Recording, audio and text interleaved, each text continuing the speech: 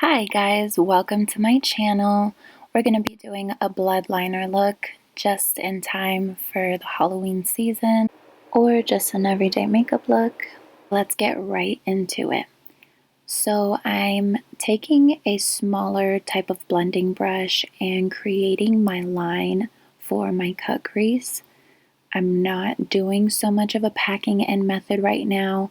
I'm just taking it as far as I want it into the corner of my eye and how long I want it to the end of my eyebrow. And as you can see, I did not stop at my eyebrow. I went further for a more dramatic effect. We are going to be blending it out a bit just so it gives a bit of a lighter feel. Like I said, we're not doing the packing in method.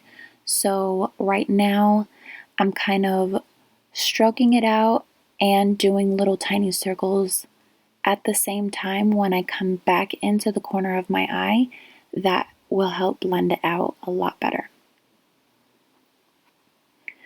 Right here we're taking the P. Louise base. I highly recommend this if you're a fan of a cut crease. I think it's one of the easiest ones that I've ever used. And I'm going right along my cut crease. Now they recommend that you take a Q-tip and you kind of outline what you want your cut crease to be, but I am not too concerned with having a straight white base here, so I kind of just went for it.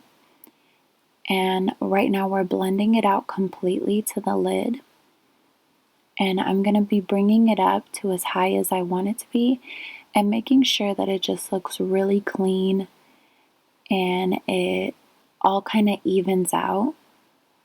So as you can see, I wanted it to go a little bit higher, so I'm just continuously adding more of the base to give that higher arch effect right where my lid is. And we're just going to keep packing this in and blending it out until it is exactly how I want it. I'm going to be taking a white eyeshadow now and packing that into the base. And this is going to make it easier when I apply that red liner.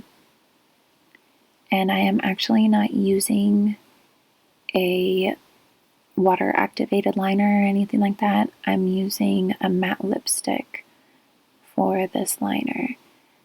And as you can see, I'm just taking it and putting it right on to my hand. This can cause it to dry out a little more, so you can keep picking it out of the bottle if you want, because after a couple minutes it will dry out.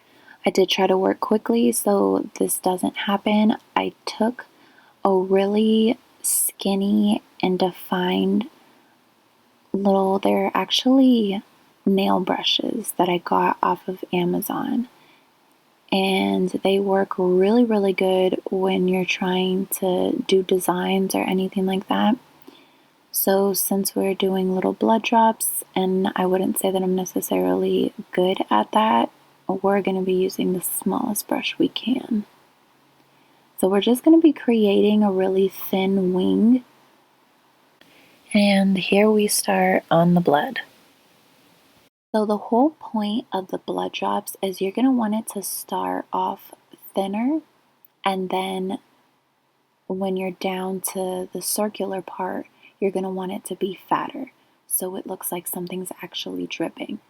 And you're going to want to do it better than I did, because I promise you on the other side of my eye, it actually looked pretty good, but of course the side I was recording, it just wasn't exactly what I needed it to be. I feel like they look like boogers, but we're just going with the flow here. So the great thing about the P. Louise base is you're going to be able to use this as a cleanup. You're going to see me use this a lot when I stray from my lines like I did here. I go ahead and mark where I'm going to clean up. As you can see, I didn't fully clean it up there. I just kind of marked, this is where it definitely needs more work. So like I said, you're going to want to get thinner and then bigger towards the bottom. This is a real trust the process situation. So we're just going to continue to try to create the shape. The great thing about using these skinny brushes is it's not going to be so difficult to clean up as if you were to use a thicker brush and just went completely in with the red. I wouldn't recommend doing that unless you really know what you're doing. And I don't. And if you don't either, it's okay. The slower we go, the easier this is going to be. I promise you, it'll allow you to not mess up so much in the end. So the pack that I got that I could drop a link to off of Amazon came with multiple other brushes. And it has like sort of an edgy cleanup brush. So it's sharpened at the end and it allows you to really just clean up your edges a little more. Now I'm taking another brush that was inside of that pack, and it's more of like the small, really skinny square brushes. This is going to let me get into those thicker spots that I don't want to spend a bunch of time doing with the really thin brush. And then once I get towards the end where it's supposed to be dripping down, that's where I'll go ahead and go back with the thinner brush. You just don't want to take a lot of time doing that thicker part with a thinner brush because it'll end up being really time consuming. And if you're using the method of putting that matte liquid lipstick on your hand, it will dry out quicker. Okay, so now I'm going in with another small brush to again clean up those edges. We're going to be taking the P. Louise base. It's going to be shade 0. This is gonna look like a more of a white base than it is going to be skin tone. I use this when I'm doing a lot of cleanup, and I use it when I want the colors to really, really pop and I don't mind the white undertone for it. So as we're using that, it is going to make a little bit of a pink hue around it because we're not completely cleaning it up.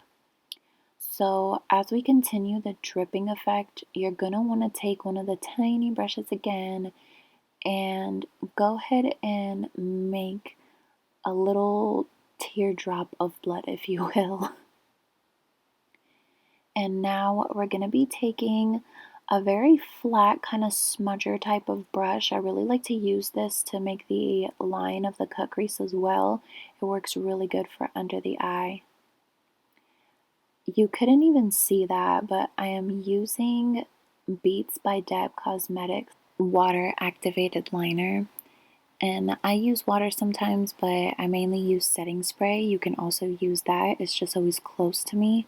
And we're just going to be drawing little lines at the very bottom of the little bubble part, and then a little bit at top where the arch is, just to sort of give it a more realism effect, I guess. I don't know. I seen it in my inspo picture and it looked nice.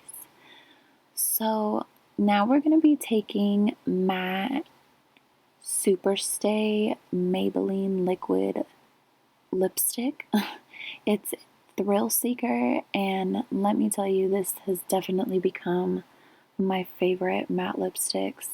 They stay on really, really good. I'm telling you, almost nothing takes this stuff off. And it stays moist on your lips for a really long time. That's always my complication with matte lipsticks. It will dry out my lips all day, and there is no coming back. So if that is your issue, I totally suggest you getting this stuff. I'm going to be taking a tiny brush to just outline it because I didn't want it to get super thick. Knowing me, I would put way too much on with the actual brush that is attached. So I'm just blending it as if I'm lining my lips with a black lip liner. That probably would have been easier, but I do not own one, surprisingly. And now I'm taking Voyager. We're going to be blending that in together and patting our lips just like I'm doing here, just to continuously blend those two together. It makes it happen a little more effortlessly. And I'm just taking the corner creases here and smudging them in more. And I promise you guys, we are at the finish line.